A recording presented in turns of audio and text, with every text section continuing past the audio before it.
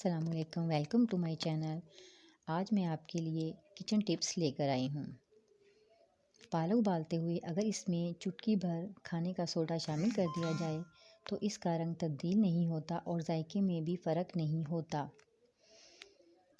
اگر سالن بنانے کے بعد شوربے، قورمے یا سبزی کے اوپر گھی یا تیل نہ آ رہا ہو تو آدھا چائے کا چمچ اس میں کسوری میتھی شامل کر دیں۔ چند سیکنڈ کے اندر تیل یا گھی اوپر آ جائے گا۔ اگر بریانی کے چاول نیچے سے لگ جاتے ہیں تو دیگچی کی تلی میں تیل اور دہی کی تہہ لگا کر اوپر سے چاول ڈالیں تو چاول نیچے سے نہیں لگیں گے۔ سیب یا آلو چھیل کر یا کاٹ کر رکھیں تو ان کا رنگ تبدیل ہو جاتا ہے۔ اس سے بچنے کے لیے ان کو کاٹ کر ٹھنڈے پانی میں ڈال کر رکھیں اور 2 قطرے لیموں کے نچوڑ دیں، رنگ تبدیل نہیں ہوگا۔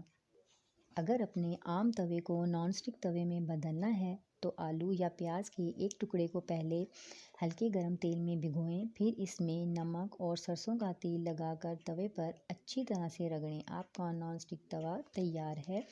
آج کی ریمیڈی میں سے آپ کو کون سی ریمیڈی اچھی لگی مجھے کمنٹ کر کے ضرور بتائیے گا۔ مزید ٹپس اور ریمیڈی کے لیے چینل کو سبسکرائب کریں، ویڈیو کو لائک کریں اور اچھے کمنٹس